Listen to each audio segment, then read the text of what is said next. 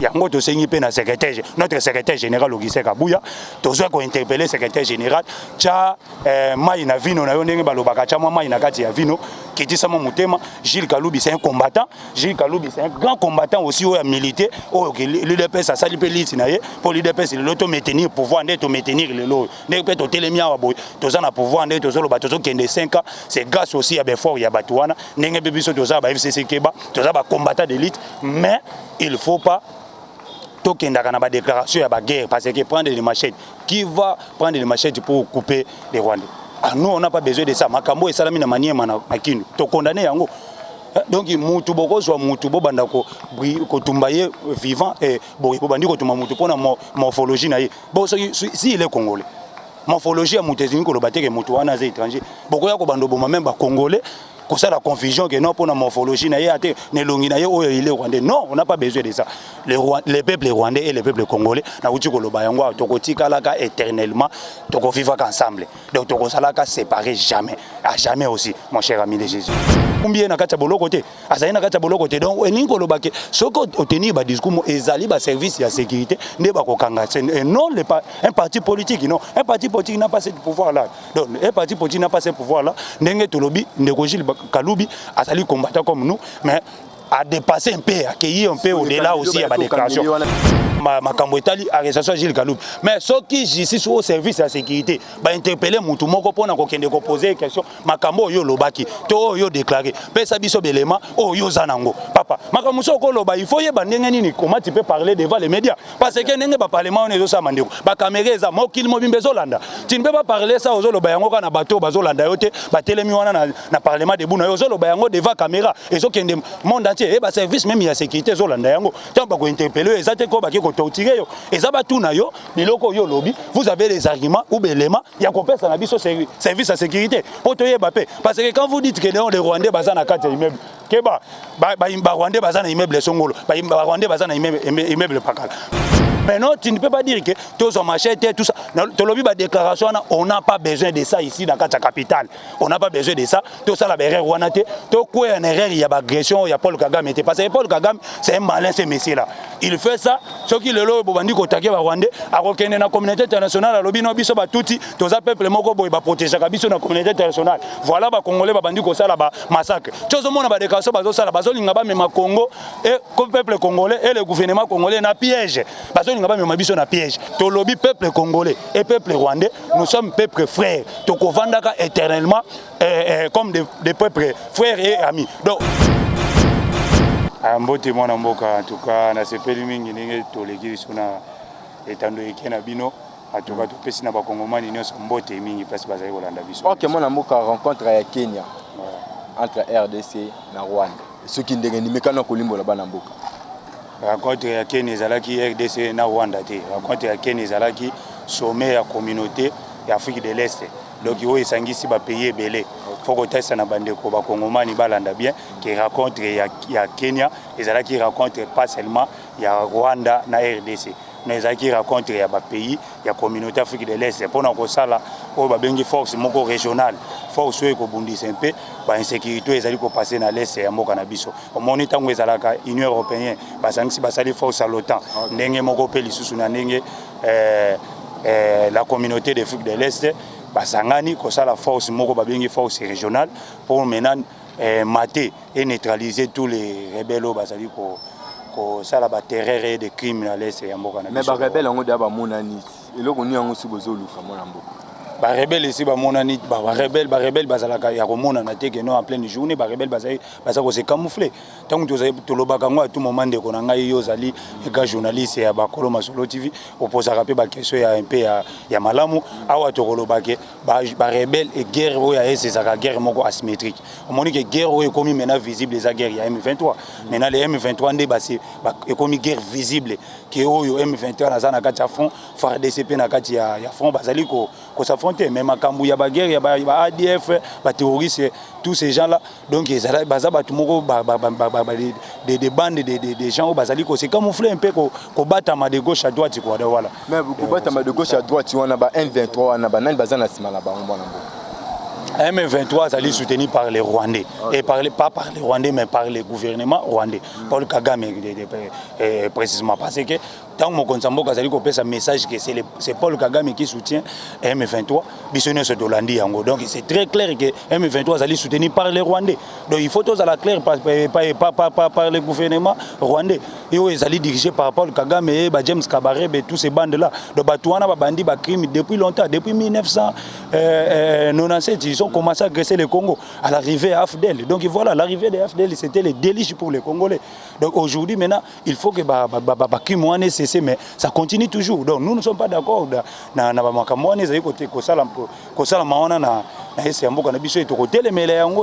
Et surtout parce que nous sommes des Congomans, tu vois, Congolais, Makambo ils ont les Kawana, il faut toucher, ou ils ont les quand même na niveau ya Bunagana, il faut toucher Pébiso à Congolais, na la capitale quoi. Il faut pas tout se réveiller d'abord. Donc nous sommes à présent même il y a Burundi, Ndaimichi, ils ont réveillé conscience et jeunesse congolais. Nous avons un pays plus de 100 millions d'habitants et il y a que force, il y a une force, il y a nation, ils ont d'abord sa jeunesse et jeunesse biso Congo. Nous avons 80%, il y a peuple congolais, nous sommes des jeunes. Donc il faut tous avoir conscience, il y a qu'à se réveiller. Au lieu de la distraction, il y a des terrasses, des bars, masanga, tout moment, c'est inutile même. Mais tandis que notre peuple est en train d'être massacré là-bas, dans le régime, il y a Kagame. Le 30 juin, le conseil, tout le monde a match, ah non, on est nous sommes des combattants, nous ne sommes pas d'accord dans le langage, concert et tout ça, et Betama, tout ça. Mais concert, vous avez suivi les messages, il y a des artistes. Pourquoi à tout moment qu'on créer conflit inutile, que non, musiciens, tout ça. Non, nous ne sommes pas d'accord dans le langage, apporter sur nos musiciens. Quoi. Donc le programme, il y a concert, qui depuis longtemps. Et la guerre, allez, c'est la guerre, il y a les lotés. Et la guerre, déjà, il s'est vide depuis longtemps. Donc il y a les lots, qui lobby concert na bango 40% ya recette wana pona ko ya pourcentage ya recette batindi yango na ba victime ya ese wana ese ngote za mabe eza loko moko ya ko louer ya ko applaudir te. Donc il faut totika un peu en wana na ba diabo biso to mesa nango à tout moment quoi voilà.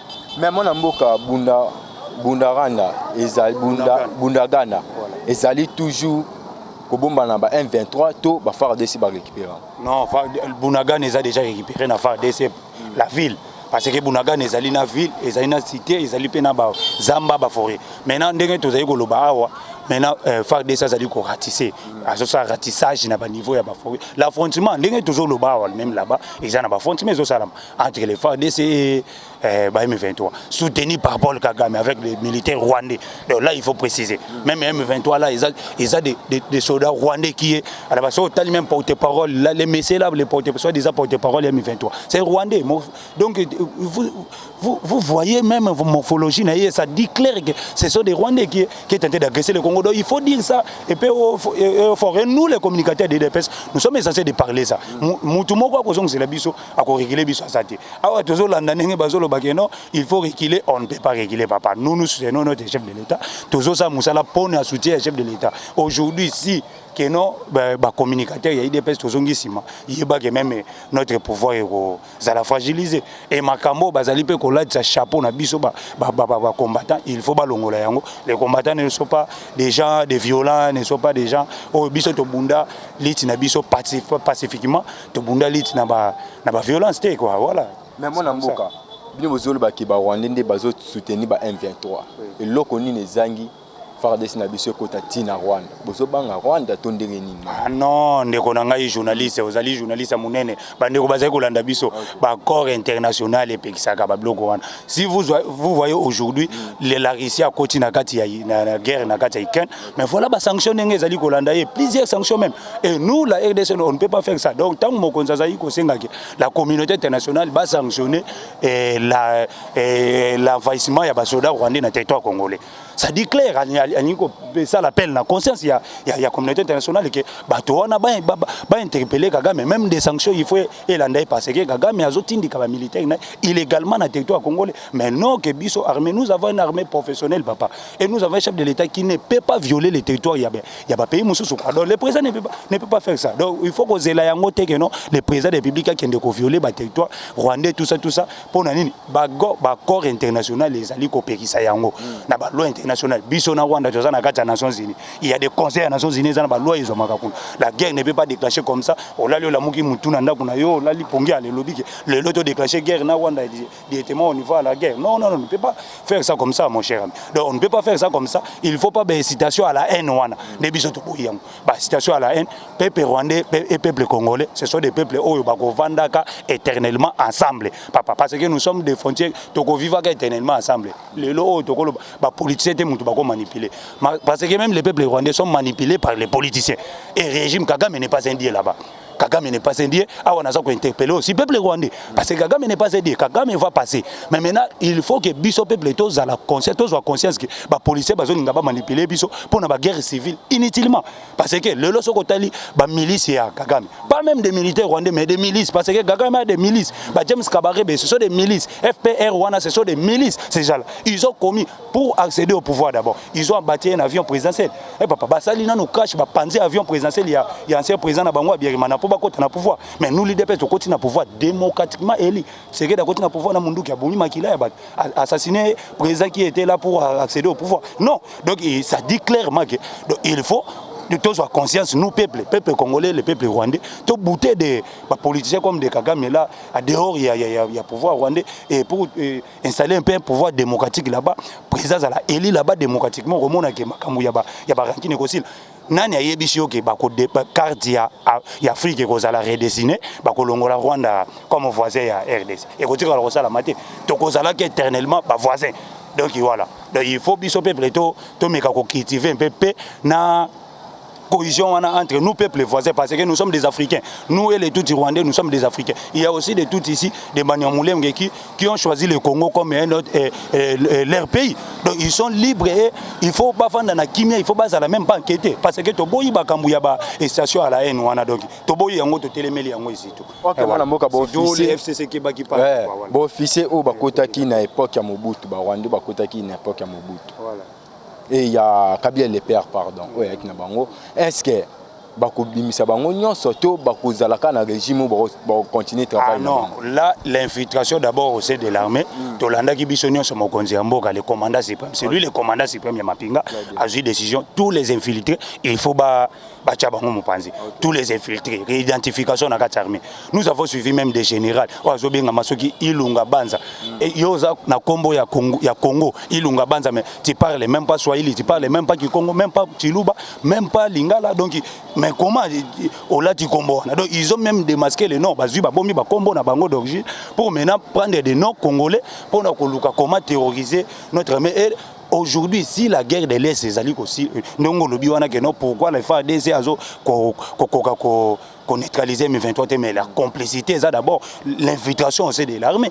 Quand votre armée est infiltrée, mon cher. Donc, tous les conseils de défense, mon consambo, résolution, il faut un rapport, information de l'autre camp là-bas. Mais comment on peut en finir avec cette guerre-là? Donc, il faut d'abord, tout le monde a processus, il y a identification aussi de l'armée, comme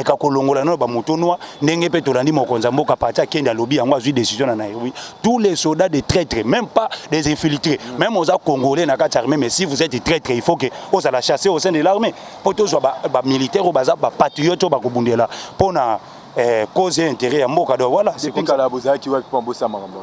Depuis Kalatozala qui mais d'abord il fallait que tout y nous manœuvre et à c'est pas l'armée zali politique était moni l'armée ce n'est pas la politique tu ne peux pas venir na kati armée directement tango moni mokonzambo Félix Tshisekedi Tshilombo le chef de l'état o ya tango asi ki bokonzi il était d'abord un civil ce n'est pas un militaire c'est un civil pouvoir na biche outil d'abord na ba militaire depuis l'époque Mobutu, c'était un militaire. Laurent Désiré Kabila, un maquisard, un rebelle, un militaire dans la forêt. Joseph Kabila même moi, mais nous sommes un président, nous sommes maintenant à un premier président civil comme était à l'époque de Kasavubu quoi, à la tête du pays. Donc il faut maintenant et il fallait qu'il y ait banane na kati il y a commandement, il y a quatre armées qui dirigent, qui donnent des ordres et tout ça. Donc, à un moment, le temps que le président a pris, il a compris aussi que non, Koto sa cloche, Koto ils ont dérangé. Il faut maintenant recadrer les choses. Et voilà. Et il y a aussi ta réalité. Les appels ta réalité, mon Konzambo a déjà frappé. Des sujets où il y a identification au salam. Mouton noir, on a écarté au sein de l'armée. On a qui déclaration Martin Fayoulou a déclaré que Mokonzamboka a dit ma guerre contre Rwanda. C'est comme si Mokonzamboka Zobo Yabou. C'est la formation d'Etozoyoka. Comme si Mokonzamboka Zobo Yabou a eu guerre entre M23 et la FARDC. Fayoulou c'est un génie. Fayoulou c'est un génie. Fayoulou c'est un génie politique au Congo. Donc si lui il parle, il faut que tout le monde suive. Il faut Mokonzamboka landa ba décision. C'est lui qui gère le pays. Mon cher, non, on déconne Totika. Totika, on déconne total ça na ba congolais ba déclaration ce qu'on soutenir FARDC soutenir FARDC mais à Koloba que non envahir le Rwanda tout ça même quand Adolphe Muzito a dit que non envahir le Rwanda vous savez comment le Rwanda a se préparé à quitter. Rwanda a pris, écoutez mon cher, Rwanda a fait 18 ans où il a infiltré Biso na Congo même au sommet de l'État. Il a placé puis on a eu on a tête ya mboka na biso.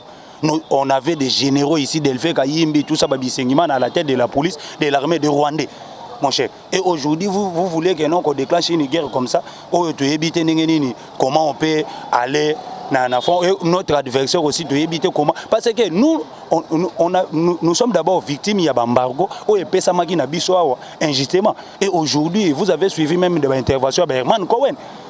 Les papas là, il a dit clairement il faut d'abord enlever l'embargo parce que l'armée congolaise n'a pas besoin de appui à pays mais nous avons une armée forte. D'abord il faut enlèvement d'embargo, tout ça armement moderne, équiper notre armée. Équiper notre armée dans l'armée moko sophistiquée. Oh, munguna to ennemi, tant qu'on yoka ko sentir. Ce n'est pas ma déclaration, ma dit papa. Laissez-nous ces histoires là, mon cher. Nous sommes fatigués. Wananga na ko yebisa na bande ko na ngai. Nous sommes fatigués na ba déclaration politique. Tant ya zolo ba wana mais yaki ko sangana bloc patriotique non. Les ennemis du Congo, à qui ça la bloc patriotique na ba Joseph Kabila na Bolivie. Pourquoi qui ko sangana ba?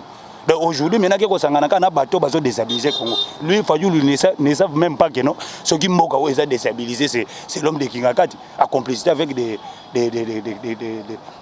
Kagame là. Donc voilà. Donc, il n'a pas de leçons à nous donner. Laissez le président de la République qui travaille. Mon Konzambo Kazo travailler. Aujourd'hui, il y aura une force régionale. Voilà Diabo et Zara Bisoba Congolais. Tant mon Konzambo Kayote a signé Bakor Moussou Kuna na Kagame. Mais yo uti ko poser nga mutuna olobi ke ote mokonza kendaki kuna sommet pona kokutana Kagame. Non, ezalaki sommet ya communauté Afrique de l'Est. Eza ba pays esangani Tanzanie, Soudan du Sud, Kenya ba pays nyonso belé sangani. Ce n'est pas seulement Kagame. Et ba corps mon côté bolandi rapport ya communication, ya président de la République. Ba lobi clairement que non.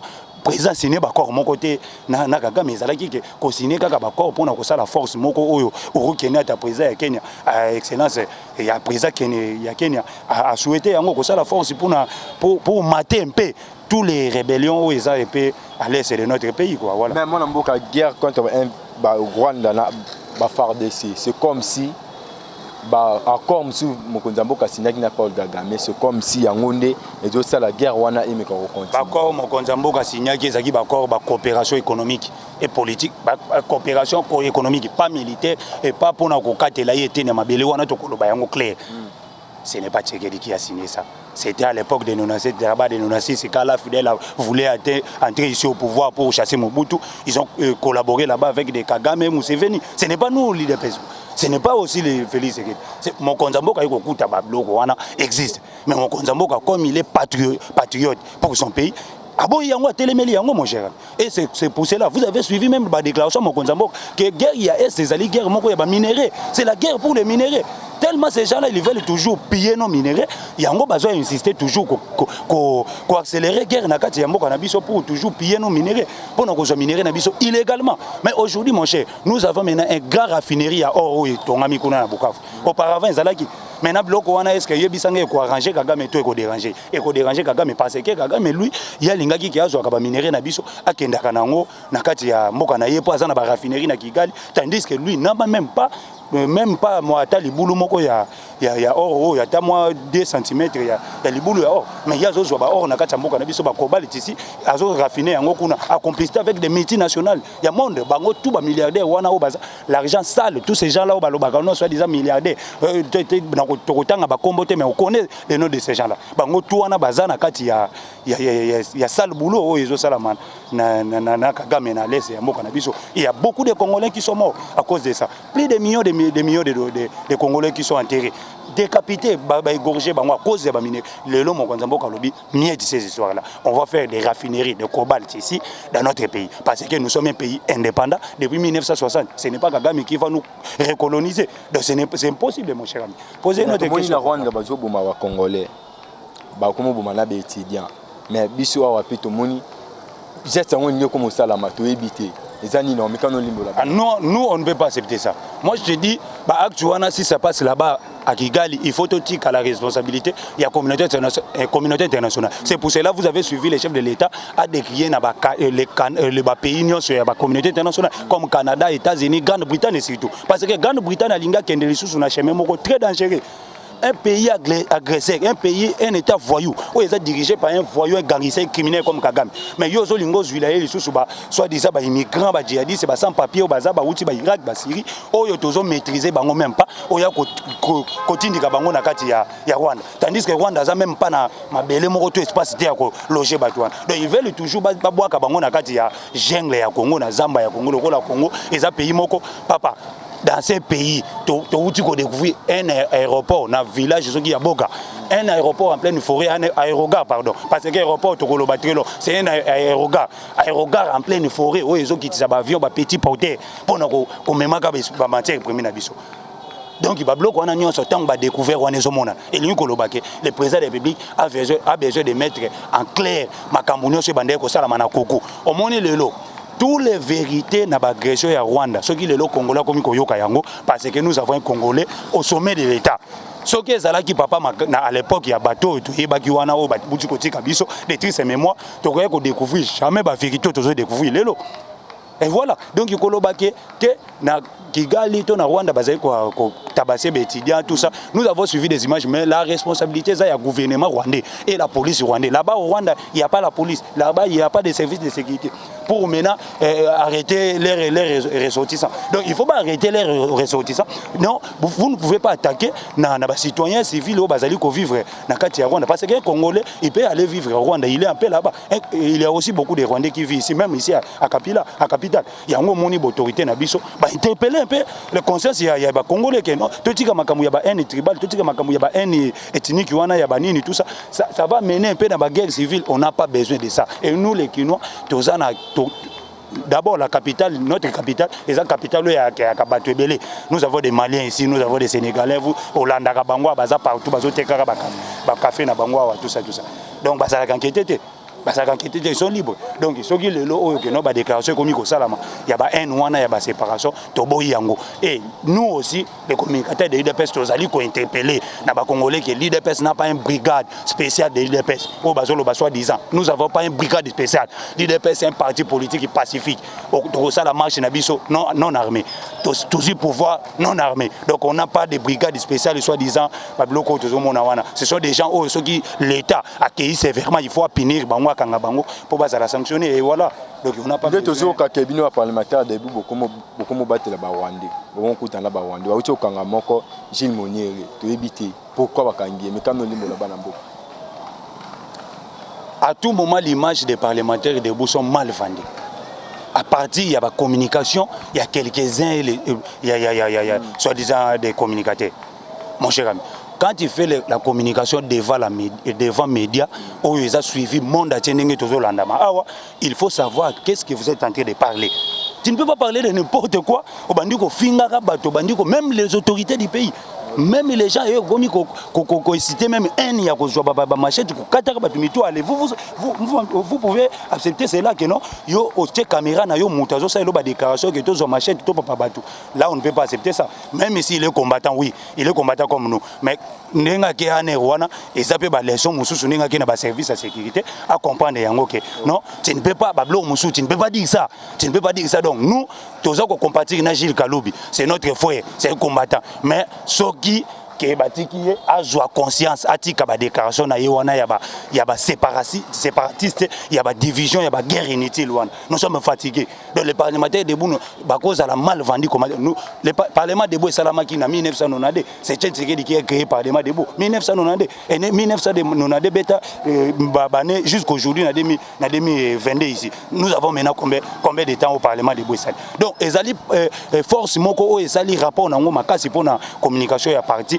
pour nous divulguer ba message pe ba action ya mokonza boka na biso donc le lo o ezateke na bato moko mo groupe soit disant ba parlementaire o baza un peu bangonde baza ko komimona lokwa ba super homme ba banda ko loba n'importe quoi et biso to tika la indifférent non to lobby yango makambo wana to boyi yango soko sai ba déclaration na yo tu vas aller à la justice ou aller expliquer là-bas que makambo biso to lobby tant biso to lobby to agresser mutu ou to insulter mutu et voilà tu peux donner la communication librement calmement tu es libre mais pas d'insulter même nos autorités vous voyez quelqu'un qui dit que non je suis de l'IDPS mais devant caméra bandit na yeko finga d'abord ba autorité kaka ya biso IDPS o bazo gérer biso non là on ne peut pas accepter yango to sengi pe na secrétaire notre secrétaire général Augustin Kabuya to zo ko interpeller secrétaire général cha mai na vino na yo ndenge balobaka cha mai na kati ya vino kiti sama mutema Gilles Kaloubi c'est un combattant Gilles Kaloubi c'est un grand combattant aussi au militaire au l'IDPS a sali pe liti na ye pour l'IDPS l'auto maintenir pouvoir ndé to maintenir le lot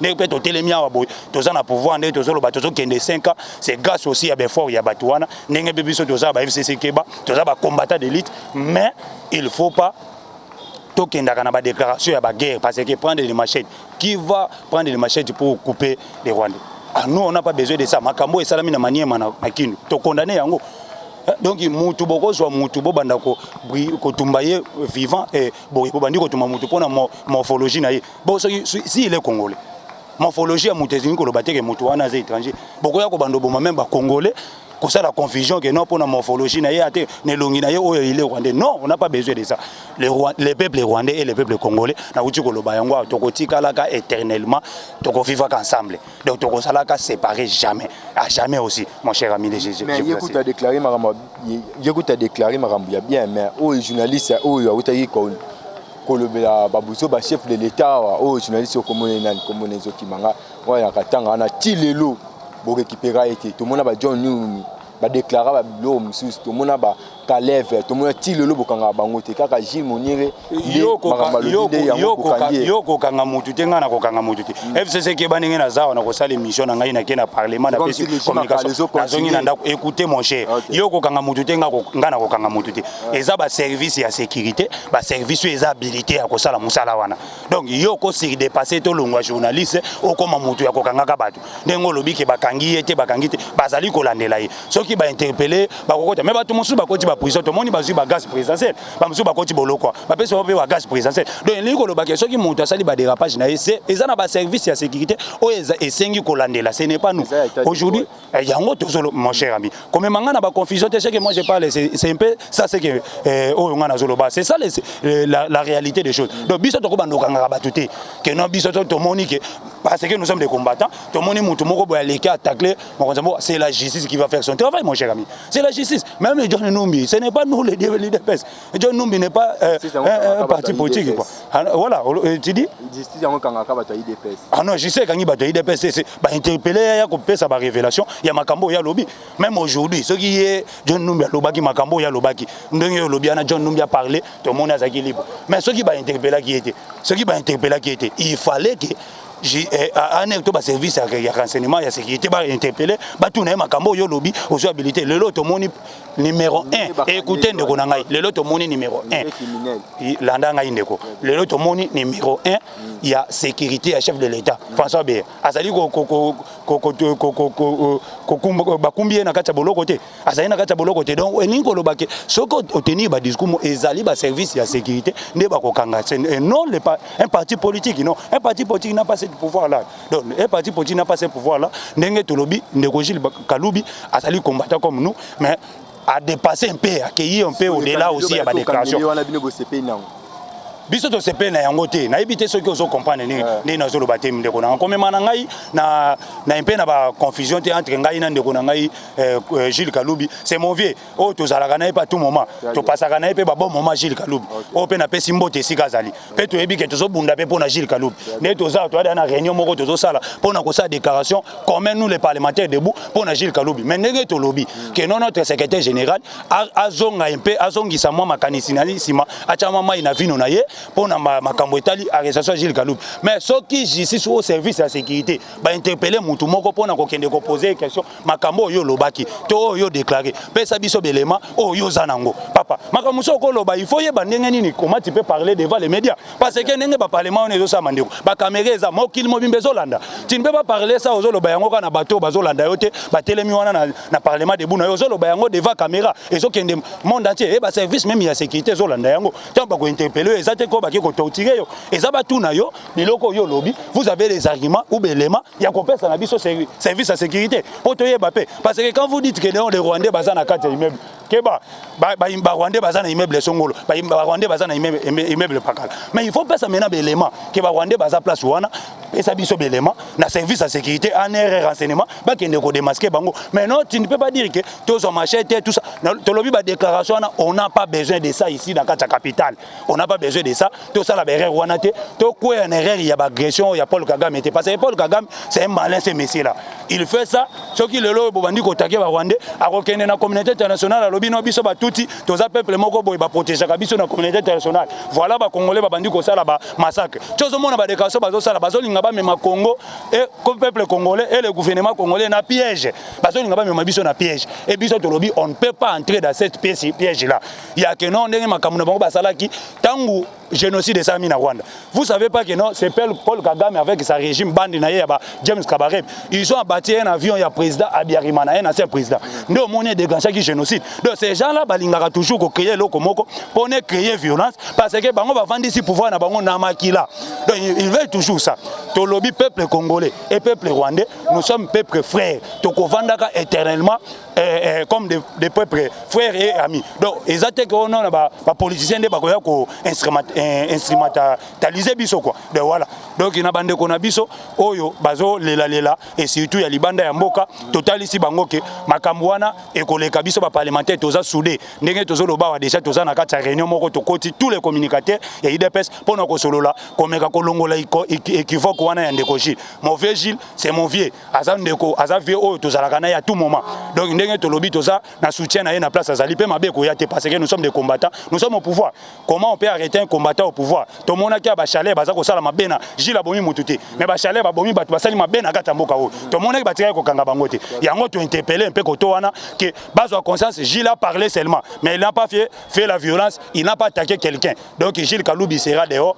To sengi na secrétaire général Augustin Kabouya notre CG avec beaucoup de respect secrétaire général, c'est président Junior Belami FCC Keba qui donne aussi sa parole que chama ina vino na yo des parlementaires debout bazali benemi na yo te soko moni mwana na yo abungi mwa nzela yo benda nzela na kati ya ndako et non ke yebi malibanda wane ko zana pe bien merci beaucoup ok mwana mboka to comme na suka émission na biso TV Zangonga alobano asuka ezani pe numéro de téléphone mission to tunote ba ko benga pe ba tuna liloba ya suka ezali ke peuple congolais tozala instrumentaliser na ba déclaration ba discours politique yo moni lelo oyo bato ba mesana iko sala ka ko takaka mokonza mboka o soit disa ba cardinal lelo ba kangi minoko pour agression ya Rwanda il faut maintenant comprendre que nous avons des gens au baluki toujours ko takaka chef de l'état à tout moment ko agresser mokonza mboka sala bo basali maloba maintenant agression ya Rwanda que Kigali Paul Kagame avec bande ya ba criminels na bazali ko kota na ko sala ba crime moko comment on a qu'un cardinal soit disant pas à ça la déclaration avant de silence radio. Donc il préfère aller manger l'argent de Olive les menakingakat à qui des okambo pour n'avoir qu'à t'inquiéter. Là wana ndo comment on a ya l'équipe même a commis si temple et église a commis en matinée politique. To lobby trop c'est trop bloqué wana. Donc tu es ici na peuple congolais réveille à conscience. Même bande qu'on a biso soit disant leader politique ya katanga là-bas les messieurs Katoum il parle pas ces messieurs là. Donc jusqu'aujourd'hui même pas un mot. Donc cela veut dire silence na bango wana ça dit quelque chose parce que on n'a pas besoin que dans ces moments ici le Congo est agressé tous les Congolais au azana mouru ya Congo au azana besoin lobby à diriger Congo azala paix na liloba na ye na makambo Rwanda zali ko sala biso o Kagame zali ko agresser un PRDC parce que biso doza pays to agresser ka ba voisin tende ko ngai depuis que nous sommes au Congo vous avez déjà suivi que Congo a continué na kati ya aussi du Soudan Congo a continué na Centrafrique Congo a continué quelque part pour aller agresser nos voisins donc seulement nos voisins qui viennent au Congo pour agresser nous parce que ba yebi que miel et vandi ya na kati ya Congo na biso na mboka na biso et voilà na été appelé conseil ba congolais makambu ya ba brigade spéciale soit disait IDPS ezali NON biso IDPS nous n'avons pas de brigade il y a ba violence ici bato ba sali ba image wana ils seront arrêtés démasqués nous avons déjà une réunion pour maintenant démasquer tous ces bandes là de ces gens là où bazali ko meka ko salaka ote ba brigade tout ça pour instrumentaliser un peu la population vis-à-vis à l'étranger mon payanyo soit vandi na Kinshasa il faut vendre Kimia parce que l'IDPS ce n'est pas une partie des violents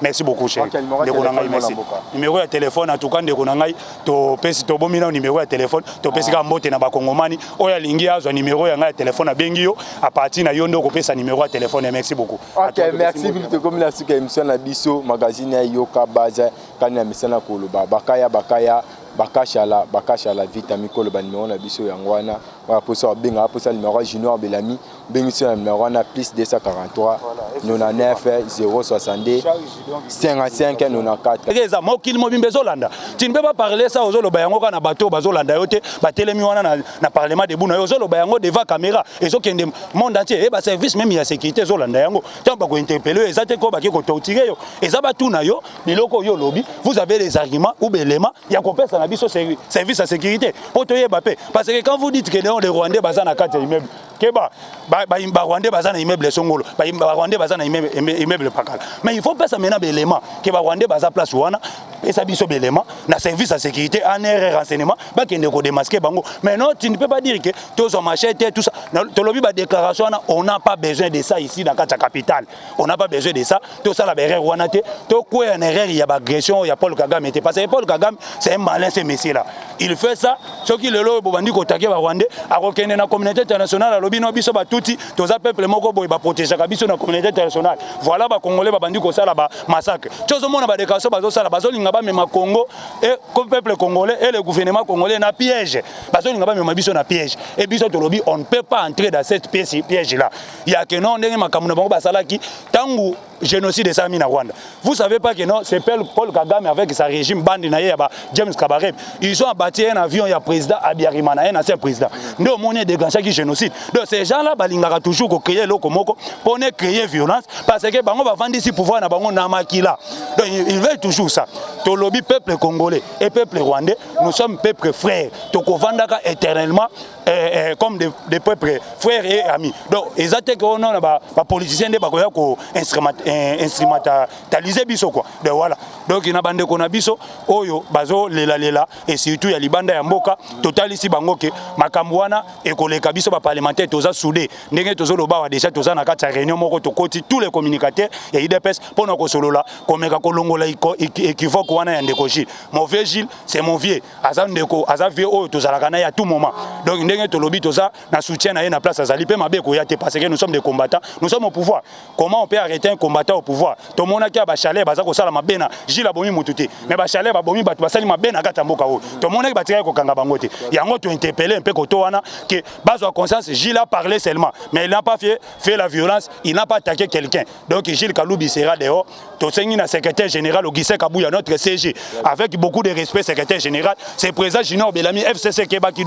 donne aussi sa parole que chama ina vino na yo des parlementaires debout bazali benemi na yo te soko moni mwana na yo abungi mwa nzela yo benda nzela na kati ya ndako et non ke yebi malibanda wane ko zana pe bien merci beaucoup OK mwana mboka to comme na suka émission na biso TV Zangonga alobano asuki ezani pe numéro ya téléphone mission to tuno te bato bako benga pe batuna liloba ya suki ezali ke peuple congolais tozala instrumentaliser te na ba déclaration ba discours politique yo moni lelo oyo bato ba mesana iko sala ka kotakaka mokonza mboka o soit disa ba cardinal lelo bakangi minoko pour na agression ya Rwanda il faut maintenant comprendre que nous avons des gens oyo baluki toujours kotakaka chef de l'état à tout moment ko agresser mokonza mboka sala bo basali maloba maintenant agression ya Rwanda que Kigali Paul Kagame avec bande ya ba criminels na bazali kokota na ko sala ba crime mokomona te qu'un cardinal soit disant pas azo sala ba déclaration te avant dit silence radio donc il préfère aller manger l'argent de olive les menakinga kat akende zoka mbongo pona ko taketi sekedi là wana ndoko mona ya leki même a komisi ba temple et église a komisi ngo matinée politique to lobby trop c'est trop ba bloko wana donc to bisi na peuple congolais réveil à conscience même ba ndeko na biso soit disant ba leader politique ya katanga là-bas les messieurs Katumbi il parle pas ces messieurs là donc jusqu'aujourd'hui même pas un mot donc cela veut dire silence na bango wana ça dit quelque chose parce que on n'a pas besoin que dans ces moments ici le Congo est agressé tous les Congolais oza na muru ya Congo oza na besoin lobby à diriger Congo azala pe na liloba na ye na makambo Rwanda zali ko sala biso oyo Kagame zali ko agresser un PRDC parce que biso toza pays to agresser ka ba voisin tende ko ngai depuis que nous sommes au Congo vous avez déjà suivi que Congo a continué na kati ya aussi du Soudan Congo a continué na Centrafrique Congo a continué quelque part pour aller agresser nos voisins donc seulement nos voisins qui viennent au Congo pour agresser nous parce que ba yebi que miel et vandi ya na kati ya Congo na biso na mboka na biso et voilà na été appelé conseil ba congolais makambu ya ba brigade spéciale soit disait IDPS ezali NON biso IDPS nous n'avons pas de brigade il y a ba violence ici bato basali ba image wana ils seront arrêtés démasqués nous avons déjà une réunion pour maintenant démasquer tous ces bandes là de ces gens là où basali ko meka ko salaka ote ba brigade tout ça pour instrumentaliser un peu la population vis-à-vis à l'étranger mon payanyo soit vandi na Kinshasa il faut vendre Kimia parce que l'IDPS ce n'est pas une partie des violents merci beaucoup cher numéro de téléphone en tout cas ndeko nangai to pesi to bomina numéro de téléphone to pesi ka mbote na bakongomani oya lingi azwa numéro ya ngai téléphone abengi yo à partir na yo ndoko pesa numéro de téléphone merci beaucoup OK merci beaucoup comme la suka émission na biso magazine ya yoka baza kana misana koloba bakashala vita mikolo ba numéro na biso yangwana wa posa benga posa numéro junior Belami bengi sur numéro wana plus 243 99 062 55 94